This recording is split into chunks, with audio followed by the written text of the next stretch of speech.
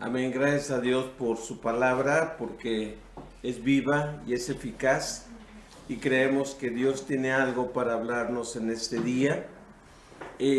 Nosotros todo el mes de enero empezamos a hablar acerca de ser asombrados por Dios y poderle adorar no de manera rutinaria, no de manera insensibles, sino asombrados de su grandeza. Por eso ustedes pueden ver que cada domingo cantamos qué grandes cosas ha hecho el Señor y estaremos alegres porque cada semana, por no decir cada día, pero cada semana nos enteramos de las grandes cosas, las grandes maravillas que ha hecho el Señor. En el mes de febrero vamos a estar hablando nuestros mensajes van a ser enfocados de amar al prójimo. Ustedes han escuchado que esta iglesia tiene como principios adorar a Dios, amar al prójimo y después estaremos viendo acerca de alcanzar al mundo. Es muy fácil aprenderlo porque todas estas palabras empiezan con A. En este caso, amar al prójimo. Me llama mucho la atención en el Evangelio de San Marcos que en varios capítulos yo estuve viendo en cada capítulo cuántas veces Jesús hace alusión, hace mención directa o indirectamente acerca de su muerte, acerca de que Él había venido para sufrir, para entregar su vida por nosotros. ¿Cuántas veces lo hace?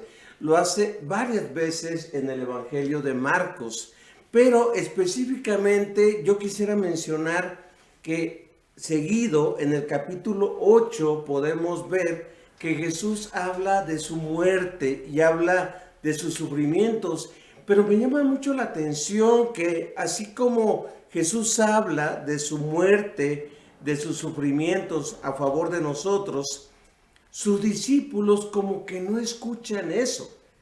Sus discípulos como que en lugar de escuchar que Él vino para dar su vida, que Él vino para sufrir y dar su vida en rescate por muchos, como que sus discípulos oyen, he venido a establecer un reino, he venido a ser rey, he venido a establecer cosas grandes. Y en cada uno de estos capítulos, por ejemplo en el capítulo 8, inmediatamente después de que Jesús habla de su muerte y de sus sufrimientos, se escucha decir que quién iba a ser el más importante, quién iba a tener un lugar de preeminencia. Y vemos que como que escuchaban esto. También en el capítulo 9, Jesús nuevamente menciona su muerte, sus sufrimientos y su resurrección. Y nuevamente está esa lucha de quiénes van a ocupar los primeros lugares. El colmo está en el capítulo 10, que es el pasaje que nos ocupa en este día. En el capítulo 10, inmediatamente después de hablar de su muerte, de sus sufrimientos a favor de nosotros, se acercan dos discípulos, en especial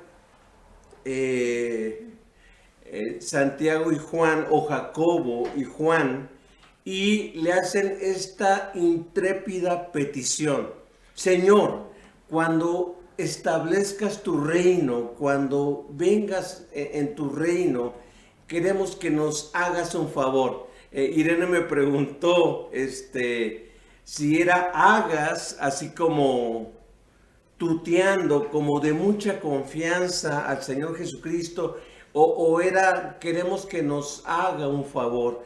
Pero vemos que ellos llegan con mucha confianza.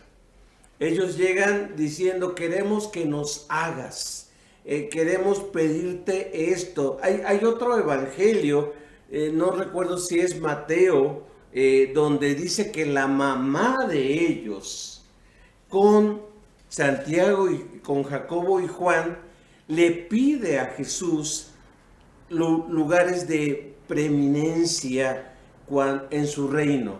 Y el Señor dice, ustedes no saben lo que piden.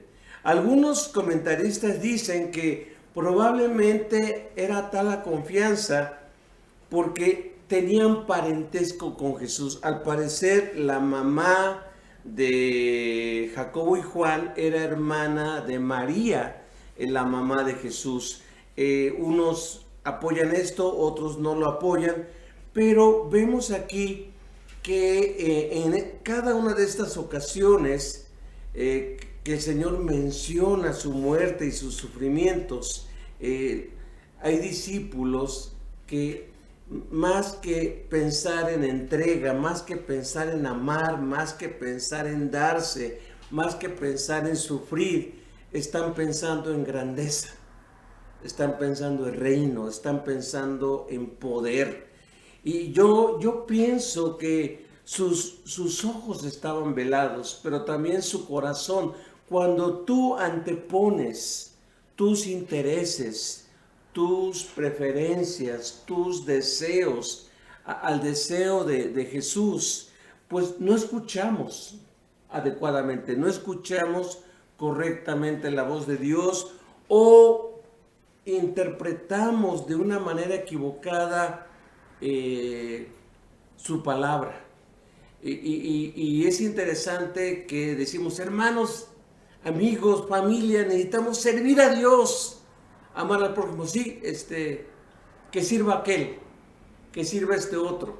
Yo nada más vengo a ver, yo nada más voy a ver qué hacen o qué no hacen y si me gusta o no me gusta. Entonces, yo quisiera que al estar en oración por esto, yo quisiera que en este mes que vamos a estar pensando en amar al prójimo, y de hecho en este mes muchos le llaman el mes del amor y la amistad, que pensemos que no es fácil amar, no es fácil, como decía este himno, la gente de nuestro tiempo no sabe. En relaciones la gente piensa, ¿qué me puedes dar tú? En lugar de, ¿qué puedo yo dar? ¿Qué puedo yo darte? Por eso cuesta mucho trabajo amar, porque inmediatamente pensamos, si tengo este amigo, esta amiga, esta persona a la cual voy a amar, voy a ver qué me puede dar esta persona a mí, no tanto qué puedo yo dar. Y muchas veces nos rodeamos de personas que van a traer un beneficio a nuestras vidas, que no está mal, no está mal pensar cómo me pueden bendecir o cómo me pueden ayudar esas personas, pero también acuérdense que el amor es una relación de dos vías, es qué puedo yo dar, cómo puedo yo servir, cómo yo puedo amar y darme y entregarme. Por eso yo a este mensaje le titulé Amar al prójimo como Cristo los amó. Amar al prójimo como Cristo los amó. Amó al prójimo, amó a la gente que estaba próxima a él, que estaba cercana a él. No nada más que eran de la nación judía, aunque él se enfocó en la nación judía, pero él también pudo bendecir a una mujer sirofenicia, él pudo bendecir a oficiales romanos, él pudo bendecir inclusive a gente griega que estaba interesada en él. Él pudo bendecir, y de hecho él dio su vida por todos y cada uno de nosotros. Él dio su vida pensando también en ti y en mí. Así que al pensar en esto, y el himno también lo decía, en Cristo encontramos este ejemplo de amor. Así que quiero dejarles tres pensamientos de este pasaje que acabamos de leer de Marcos 10, versículos 35 al 45. Y el primer pensamiento que les quiero dejar es que amar al prójimo como Cristo los amó es estar dispuestos a enfrentar el sufrimiento. Es estar dispuestos a enfrentar el sufrimiento. Y yo quisiera mencionar lo siguiente, y teniendo el pasaje a la mano, vemos lo siguiente en el Evangelio de Marcos, capítulo 10.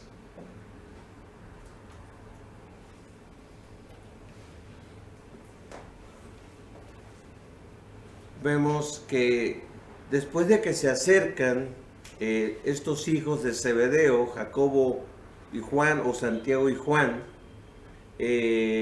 Jesús les dice, bueno, ellos le dicen, Señor, cuando te sientes en tu trono glorioso, nosotros queremos sentarnos en lugares de honor. Otra versión dice, queremos sentarnos uno a tu derecha y el otro a tu izquierda. Ahora Jesús le dice, no saben lo que piden. No saben de qué se trata esto. No saben de qué se trata mi reino ni los valores de mi reino. Dice, ¿acaso pueden beber de la copa amarga de sufrimiento que yo estoy a punto de beber?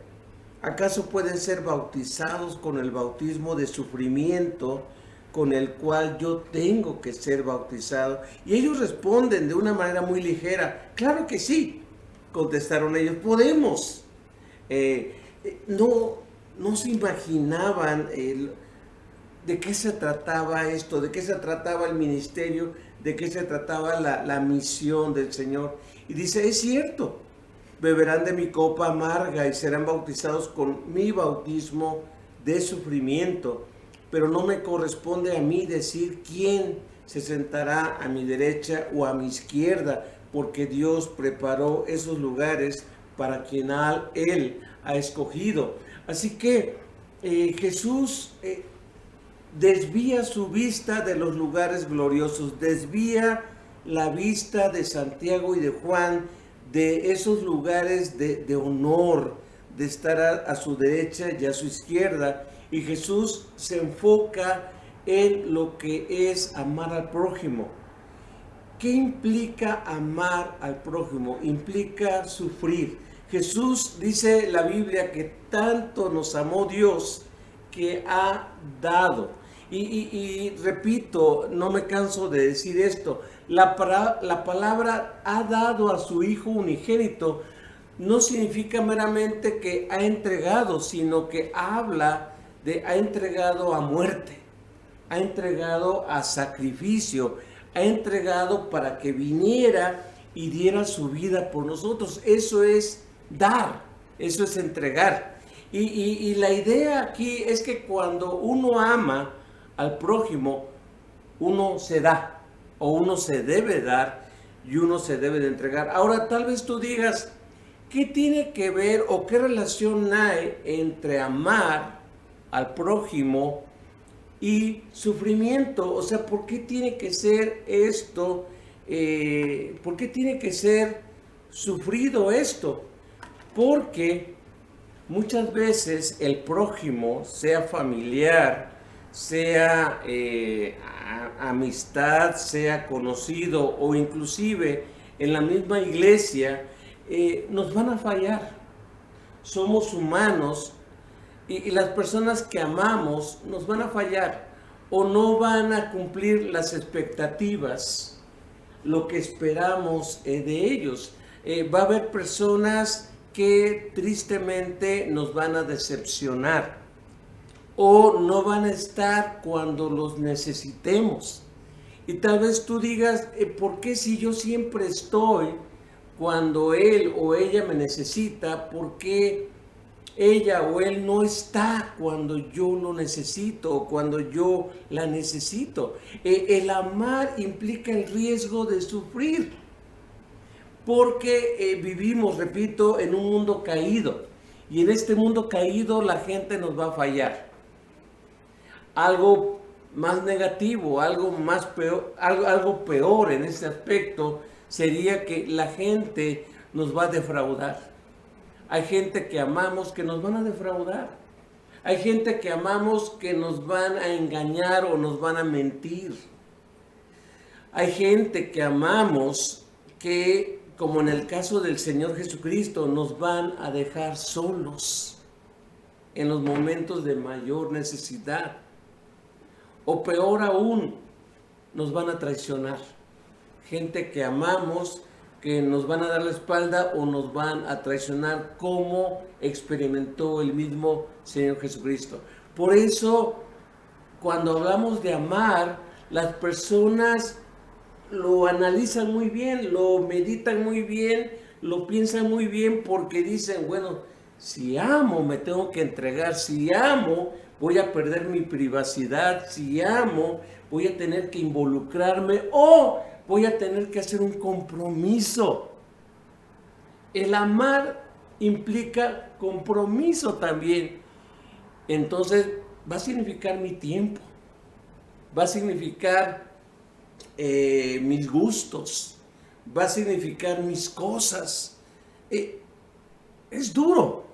Y en la cultura en la que vivimos es difícil, porque la gente dice primero los míos, luego los míos y al final los míos. Nos cuesta trabajo ir a buscar a los demás. O inclusive no nada más ir a buscar, sino que cuando yo estoy en necesidad, a veces le digo a mi familia, aquí nada más nosotros, aunque nos muramos nosotros, no pedir ayuda, no pedir apoyo, no pedir nada. Nada más aquí nosotros. ¿Por qué? Porque somos personas muy individualistas.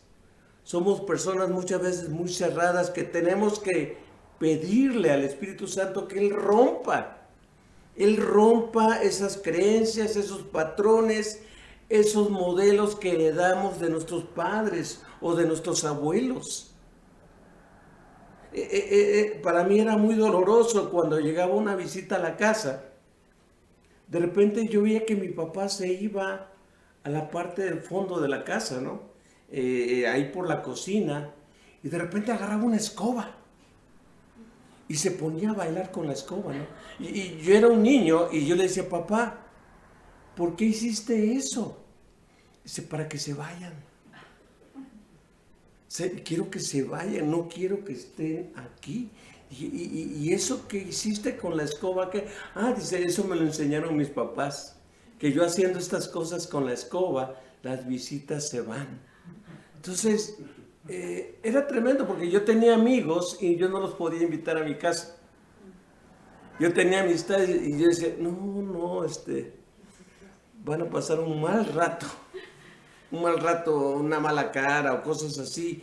Y uno va heredando estas cosas y Dios tiene que romper eso. Dios tiene que romper esos modelos que aprendimos o que vimos, y ¿saben qué? Implica sufrimiento. Implica sufrimiento. Porque al ver dolerse a una persona, yo no puedo permanecer insensible. Yo no puedo permanecer alejado. Si yo soy amigo y si yo amo, yo tengo que interesarme. Yo tengo que acercarme. Y al acercarme, me voy a contaminar del dolor, me voy a contaminar del sufrimiento, me voy a contaminar de los problemas que están viviendo. Y eso implica sufrimiento. Y de repente nos hablan por teléfono. Estamos pasando por esto.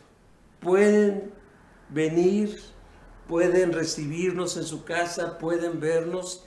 Y uno no puede decir, pero es que estoy aquí muy tranquilo, es que ahorita hay mucha armonía familiar. ¿Por qué me voy a meter en problemas?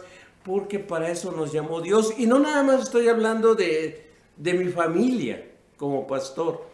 Estoy hablando de cada uno de nosotros. Dios nos llamó a amar. El mandamiento de amar es entregarse. Es para todos los cristianos.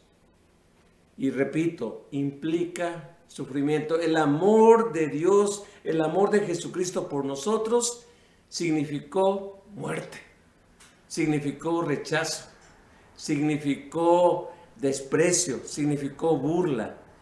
Lo hizo por amor a nosotros.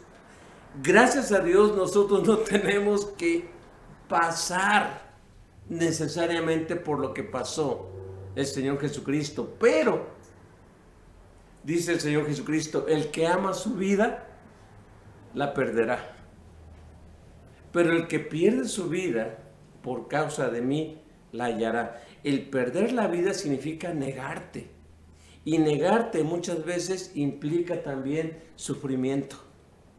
Así que el Señor Jesucristo, cuando ellos están pensando en grandeza, el Señor Jesucristo les dice, ¿saben que esto significa sufrimiento? El que yo establezca un reino en este mundo, el que yo venga a traer un reino, significa primero que vamos a pasar por sufrimientos, vamos a pasar por rechazo, vamos a pasar por persecución. ¿Están dispuestos a ello? Ellos dijeron, sí. Y yo creo que sin imaginarse lo que el Señor Jesucristo estaba hablando. Metafóricamente está hablando de una copa o un cáliz. Esta copa decía que el sufrimiento significaba que esta copa era amarga. Y una bebida amarga incomoda, una bebida amarga molesta, una bebida amarga, hay personas que no la quieren tomar. Y habla de esta bebida de dolor, de esta bebida de juicio, de esta bebida de castigo, de esta bebida de sufrimiento. Es una figura que el Señor usa para hablar del sufrimiento, de beber, de apropiarte, de que algo entre en ti, de permitir que algo entre en ti. Y hay medicamentos, gracias a Dios, ya no tantos, pero hay medicamentos muy molestos.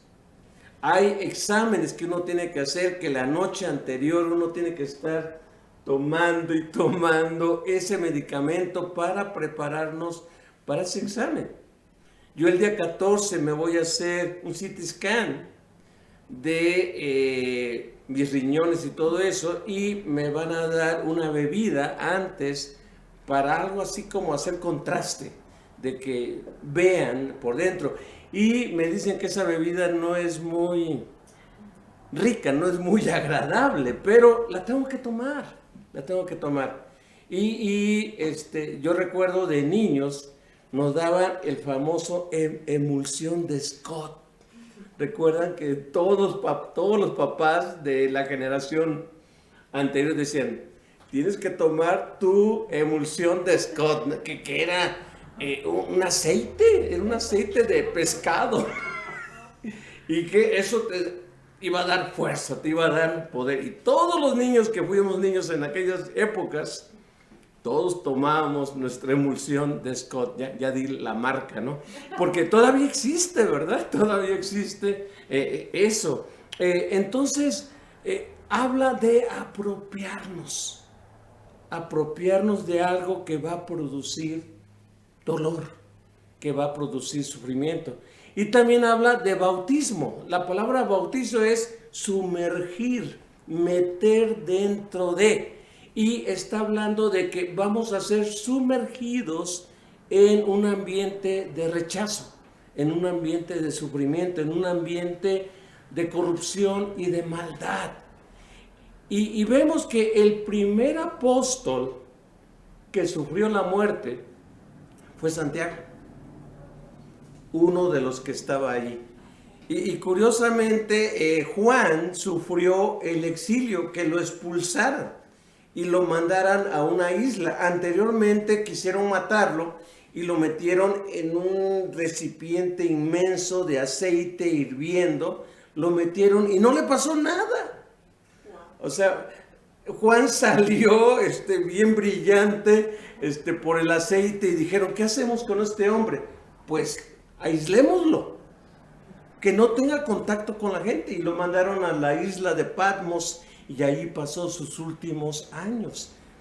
Ellos se enfrentaron al sufrimiento, ellos se enfrentaron en la maldad y estuvieron dispuestos. Y Juan fue el que de los que más aprendió, porque él es el que repite y repite: amaos los unos a los otros.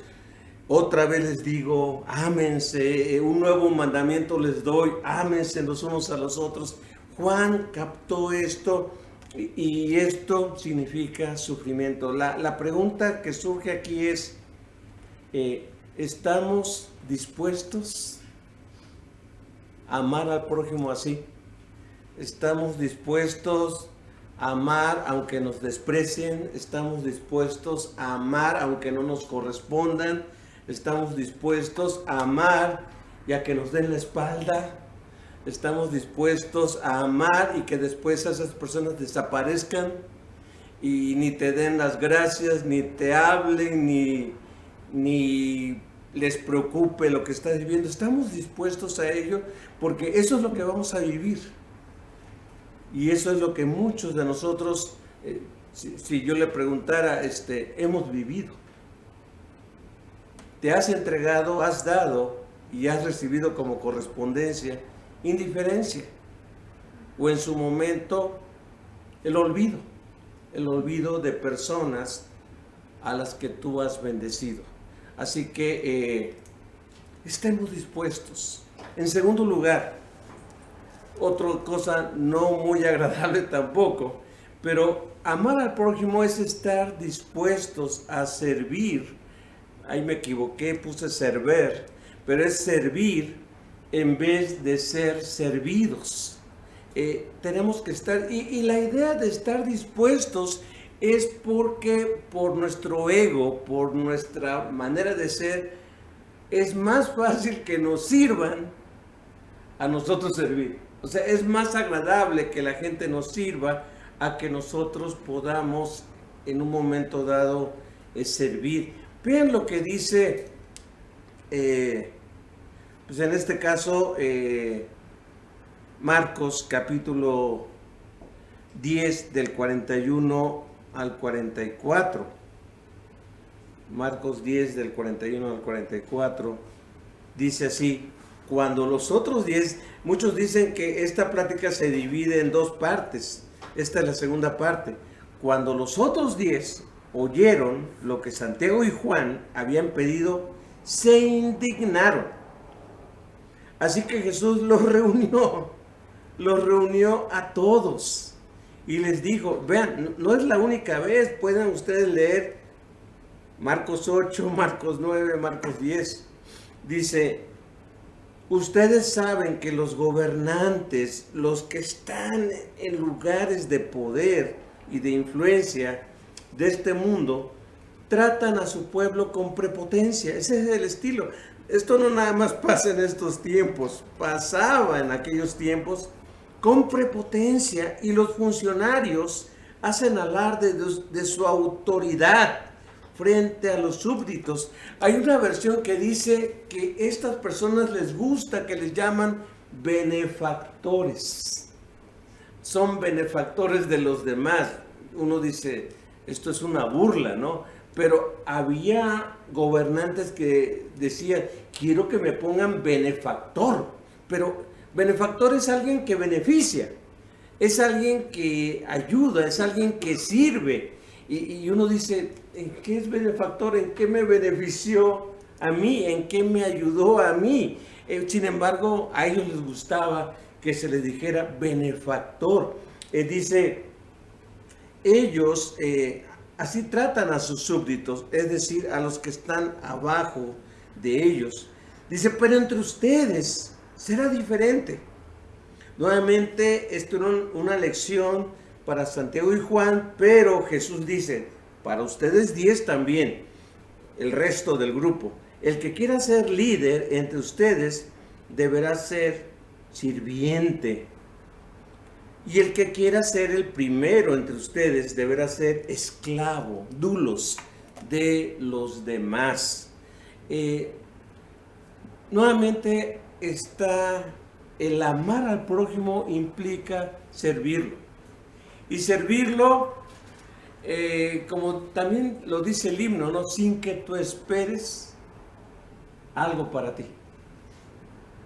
Qué tremendo es eso, porque normalmente siempre esperamos algo. Aunque sean las gracias, pero siempre esperamos algo. Y dicen por ahí que por eso está mal decir de nada. En inglés es you're welcome, ¿no? Ok, está bien, es bien recibido lo que tú me das, pero decir de nada es como no valorar lo que estamos dando. Y creo que tenemos que cambiar esa manera de, muy bien, muchas gracias, muy bien, porque estoy sirviéndote.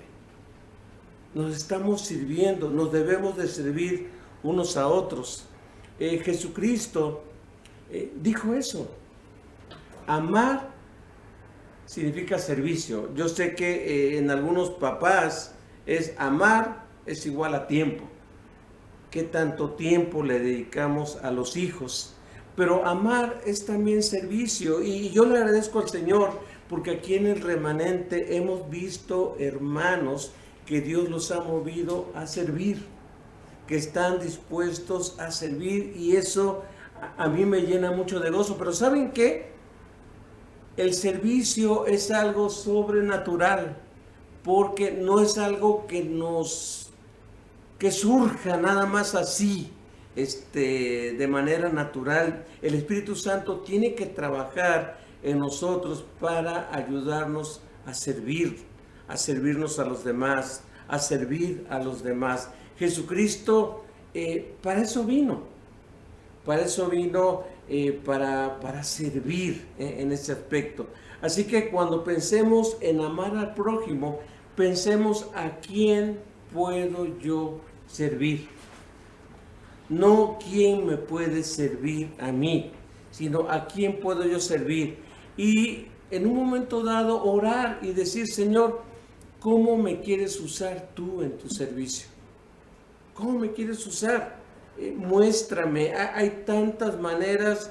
Muéstrame, Dios, muéstrame cómo me quieres servir. Permíteme ser una persona disponible, permíteme ser una persona dispuesta, permíteme ser una persona accesible en un momento dado para con las personas que lo requieran. No decir siempre no puedo, quién sabe si tenga tiempo, sino aquí estoy, ¿cómo te puedo servir? Y yo le agradezco al Señor porque los discípulos empezaron a romper esos patrones, esos modelos que habían visto de los gobernantes, de aquellos que tenían puestos de autoridad. Y en la teoría se maneja de que una persona que está en autoridad está para servir, pero normalmente son personas que aman ser caudillos. En la cultura hispana, en la cultura mexicana, en la cultura latina, los caudillos son famosos. La gente buscamos a quién seguir, a quién admirar, pero muchas veces esos caudillos, aunque son personas de mucha influencia, les cuesta trabajo servir. Buscan que los demás les sirvan y los tengan en los mejores lugares, en los lugares más altos. Dice: en ustedes no va a ser así. Y utiliza una palabra muy fuerte. Dice: debe ser esclavo de los demás. Quien quiera ser el más grande debe hacerse esclavo de los demás. Y hacerse sirviente es estar dispuesto a decir: ¿cómo te puedo servir? ¿Cómo te puedo apoyar? ¿Cómo te puedo ayudar? Necesitamos estar dispuestos. Y repito, puse esta palabra a propósito, de manera intencional, porque tenemos que estar dispuestos. No es algo natural que nos salga esto. Tenemos que disponernos, tenemos que practicar, tenemos que actuar. Y tal vez al principio nos va a costar mucho trabajo. Al principio vamos a decir, ay, pero ya me están cargando la mano, ¿no? Ya nada más me están pide y pide a mí. Claro, como yo soy el que digo, me están pide y pide a mí, pero después esto va a ser muy natural, porque el Espíritu Santo va a estar trabajando en nuestras vidas. Y para terminar, o para reforzar estos pensamientos, pues Jesús nos da este ejemplo, ¿verdad? En tercer lugar, amar como amó Jesús, o como amar al prójimo como los amó Jesús, es estar dispuestos a seguir el ejemplo de Jesús. Jesús no se hizo a un lado. Jesús, él mismo dijo, pues ni aún el Hijo del Hombre vino para que le sirvan, sino para servir a otros y para dar su vida en rescate por muchos. ¡Qué tremendo! La gente no lo valoró, la gente no lo reconoció, pero nosotros ya pues sí podemos valorarlo. Nosotros podemos decir, el creador del universo, el creador y el sustentador de todas las cosas, viene aquí a darnos un ejemplo de servicio y de amor. Y él lo dice, creo que el mejor ejemplo que podemos encontrar de esto, su vida fue llena de servicio y de ejemplo, pero creo yo que uno de los ejemplos más prácticos que el Señor lleva a cabo es en Juan 13, cuando el Señor lava los pies de los discípulos. Y me gusta remarcar lo siguiente. El Señor Jesucristo le manda a dos de sus discípulos, algunos dicen que fue a Pedro y a Juan, me parece que sí, en otros nada más dice a dos de sus discípulos, pero les manda que preparen el lugar donde iban a celebrar la Pascua. Ahora, ellos piensan en todo, ellos piensan en el lugar, van y compran cada uno de los elementos de la Pascua, que no era nada más una cosa, eran varias. Ellos piensan en todo, pero se les olvida algo. Se les olvida algo. Se les olvida ya sea contratar a alguien que los reciba y que les lave los pies, que era una práctica muy común en aquel tiempo, o designar a alguien, ¿sabes qué? Tú en este día te vas a encargar de lavarle los pies a los demás. Dice que nadie pensó en eso. Así que cuando llega Jesús y ve toda esa acción, ve que cenan, ven que están allí participando y todo eso, Jesús ve que no le dieron importancia a esto. Esto era una especie de servicio para las personas que habían estado todo el día caminando, todo el día en la calle y todo el día expuestos al polvo y a la suciedad. La gente en aquel tiempo usaba sandalias abiertas y el polvo se les metía. Entonces, llegar a la casa y cenar así o participar de una comida con los pies sucios era incómodo. Entonces el Señor Jesucristo, viendo que nadie se había preocupado por eso, dice que se despoja de su ropa. Era una especie de decir, me despojo de mi orgullo, me despojo de mi ego, me despojo de mi comodidad. Y dice que agarrando una toalla y una palangana, un recipiente con agua, le empezó a lavar los pies a cada uno de los discípulos. Y Jesús después dice el siguiente ejemplo. ¿Se dieron cuenta de lo que les hice? Ellos dijeron sí. Dice, ustedes me llaman maestro y señor. La palabra maestro significa rabí, o más bien rabí significa maestro. Y la palabra rabí es mi grande o mi superior, alguien muy grande. Dice, si yo soy su rabí, su maestro, su superior, lo más grande que ustedes tienen, hice esto, dice, ustedes deben de hacerlo en unos a otros. Ahora, hay iglesias que lo toman esto literal y en algunas de sus reuniones se lavan los pies los unos a los otros. Yo pienso que más que literal, esto es un ejemplo de servicio. Y el Señor Jesucristo nos da este ejemplo de servicio hasta la muerte. El Señor Jesucristo amó y amó hasta la muerte. Inclusive a sus verdugos, a las personas que le dañaron, él dijo, perdónalo, Señor. Como diciendo, darles la oportunidad de que se arrepientan y de que abracen la salvación. Y yo pienso que varias de estas personas que estaban allí, porque no nada más había soldados romanos, había sacerdotes, estaba ahí el sumo sacerdote, estaban ahí la gente fariseos, la gente religiosa burlándose de él, y él dijo, perdónalo, Señor, porque no saben lo que hace.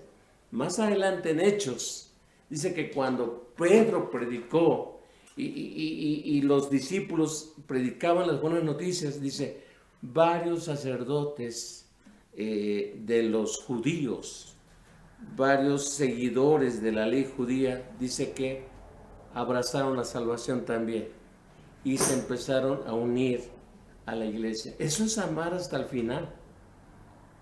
No es condenar. Jesucristo no usó la cruz para proferir maldiciones ni para condenar a sus ejecutores, sino para salvarlos, porque amó, y dice la Biblia, los amó hasta el fin, hasta el fin.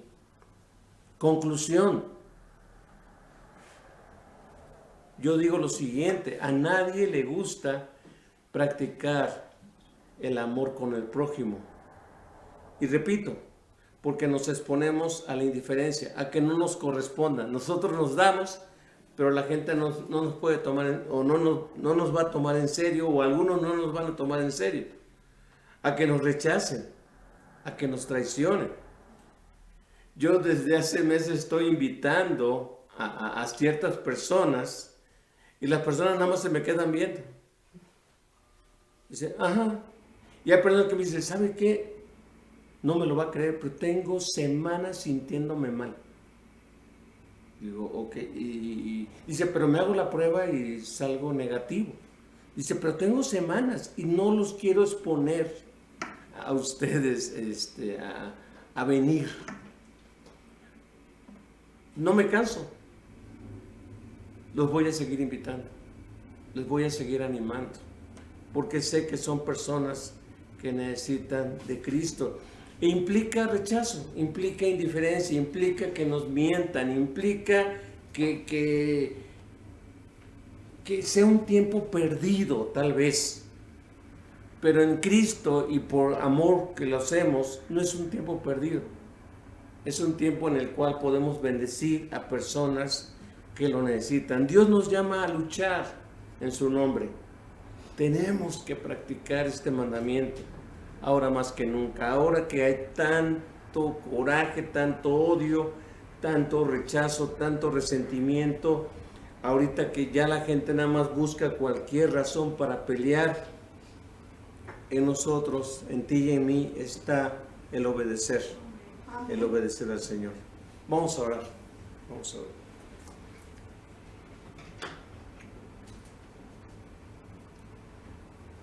Bendito Señor, amar. Gracias por mostrarnos lo que es el amor y el amar. No tanto de manera romántica o de manera cursi, sino es un amar que está dispuesto a sufrir. Es un amar que implica sufrimiento. Es un amar que implica servicio, que implica darnos. Es un amar que implica seguir el ejemplo de Jesús. Y su ejemplo fue doloroso, su ejemplo fue duro, pero el fruto de su ejemplo fue algo maravilloso y nosotros somos fruto de ello, de su ejemplo de amor. Y ahora tú nos encargas llevar este mensaje de amor a aquellos que lo necesitan. Hay mucha gente deprimida, mucha gente sola, mucha gente solitaria, gente que se está quitando la vida, gente que se está autodestruyendo porque no saben lo que es el amor. Padre, ayúdanos a practicar este mandamiento y ayúdanos a mostrar que somos tus discípulos, en que nos amamos los unos a los otros y amamos a nuestro prójimo como a nosotros mismos. En el nombre de Jesucristo, seguimos en tus preciosas manos, Señor.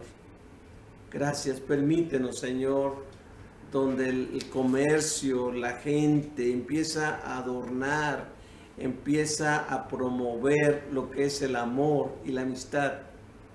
Ayúdanos a mostrar tu amor a la gente que lo necesita. Porque en el nombre de Jesucristo lo pedimos todo, Señor. Amén.